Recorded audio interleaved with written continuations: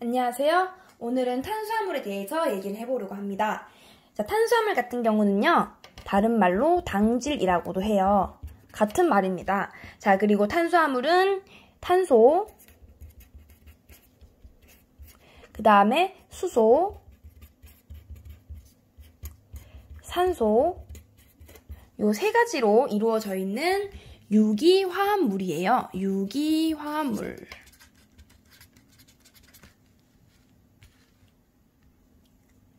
자, 더 자세하게 보면은 탄수화물은 단당류,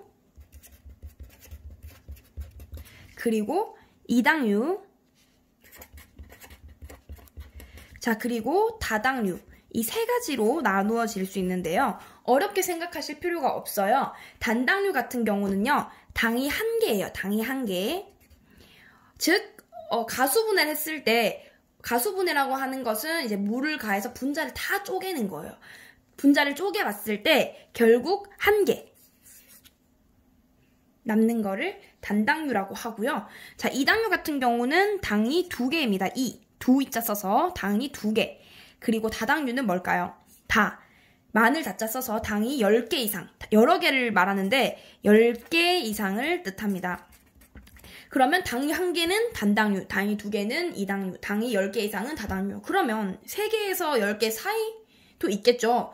소당류라고 하는 게 있지만 우리는 시험을 쳐야 되고 중요한 것만 봐야 되기 때문에 그거 넘어가서 다시 돌아와서 단당류를 보시게 되면은 물론 단당류에는 여러 가지 당이 있어요. 5탄당, 6탄당 들어보셨나요?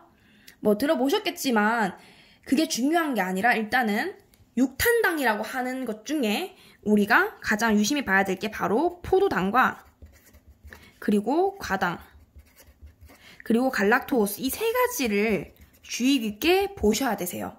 이 세 가지가 정말 중요합니다. 요게 당이 한 개짜리고요. 이거를 하나씩 보게 되면은 이제 포도당이라고 하는 것은 포도당 주사 맞는다 아시죠? 우리 몸속에 혈액 속에 남아있는 안에 들어있는 포도당을 혈당이라고 하는데 그 포도당을 말해요. 이 포도당이라고 하는 말은 포도에 20에서 30%가 함유되어 있고 뭐 그러다 보니까 이름이 포도당이라고 됐는데 보통 자연계에 가장 널리 분포되어 있어요. 자연계에 가장 많음. 자, 그리고 이거 같은 경우는 전분이라고 하는 것을 가수분해했을 때 얻을 수 있는 게 바로 포도당이에요. 전분을 가수분해했을 때 얻을 수 있다. 뭐 또 다른 얘기들도 있지만 제가 중요한 것만 일단 찍고 넘어가도록 할 거예요. 자, 그 다음 과당을 보시게 되면은 과당은 뭔가 과하게 달다라고 생각하시면 돼요. 너무 단데? 약간 이런 느낌. 자, 그래서 이거는 꿀이랑 과일에 많이 함유되어 있고요. 자, 단맛 중에서 제일 많은 단맛을 내는 당이라고 하는데 제가 다음 시간에 상대적 감미도라고 해서 한번 알려드리도록 할 거예요. 자, 그리고 갈락토스를 보게 되면은 말이 조금 어려울 수 있어요. 이거 같은 경우는 이제 우유 있죠. 아까 포도당은 전분을 가수분해로 얻는댔는데 우유에 이제 우유를 분해해서 우유의 가수분해라고 한다기보다는 우유를 분해해서 뭐 가수분해 말도 되죠. 분해하여 얻을 수 있는 당이 바로 갈락토스가 되는 거고요. 이거는 포유동물의 젖에서만 존재를 합니다.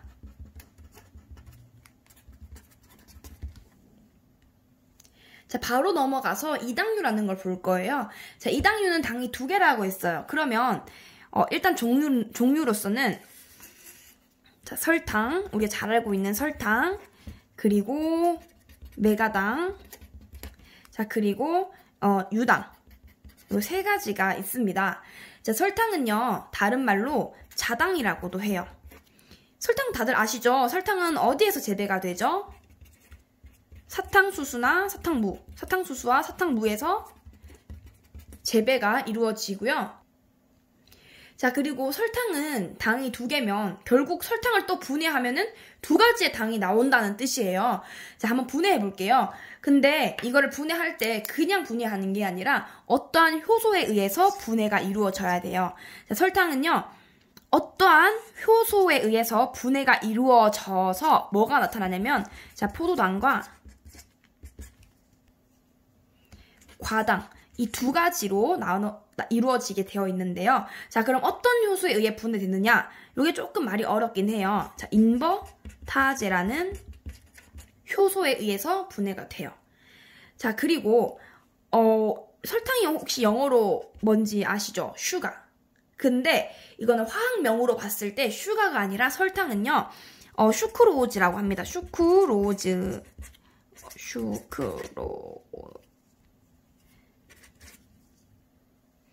이 슈크로즈라고 하면 설탕 또는 자당 이걸 다 기억을 하셔야 되세요. 자, 슈크로즈는 인버타제라는 효소에 의해서 포도당과 과당으로 분해가 이루어진다라는 겁니다. 자, 넘어가서 메가당을 볼게요. 메가당이라고 하는 것은요. 우리 감주, 식혜 아시죠? 식혜의 당이에요. 엿당이라고 합니다. 엿당.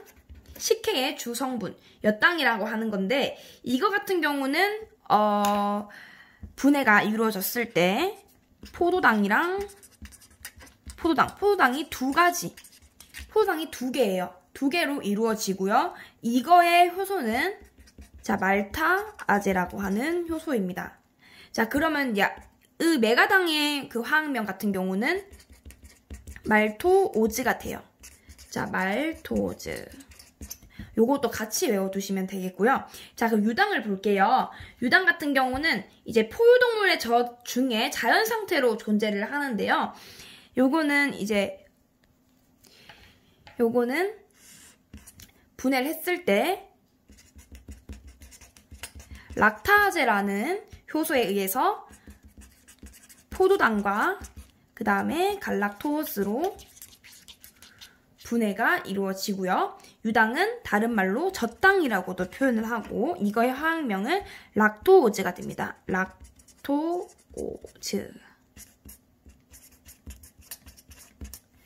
요거를 기억을 하시면 되겠어요. 자, 그리고 또 중요하게 보셔야 될 게 뭐냐면 이제 환원당이라는 말이 나와요. 환원당.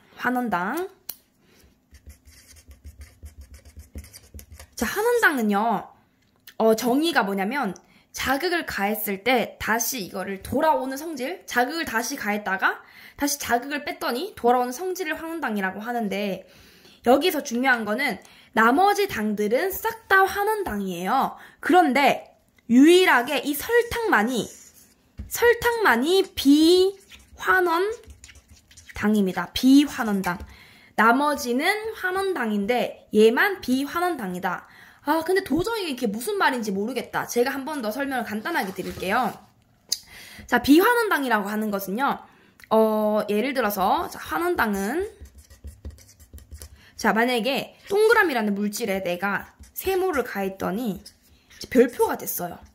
그런데 내가 여기서 세모를 뺐어요.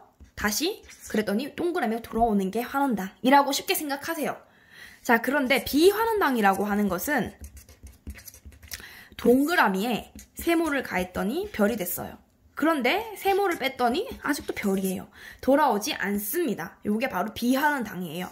쉽게 생각해서 설탕만 비환원당이라고 하는 것은 우리가 달고나를 만들 때 설탕에다가 소다를 넣고 열을 가하죠. 그러면 설탕이라는 게 이제 갈색으로 변해버려요. 열을 가해서 갈색으로 변했어요. 근데 다시 열을 뺐더니 다시 뭐 흰색으로 돌아오나요? 그거 아니잖아요. 그렇게 생각하시면 되세요. 그래서 유일하게 비환원당은 바로 설탕이다라는 걸 일단 또 기억을 하시고요.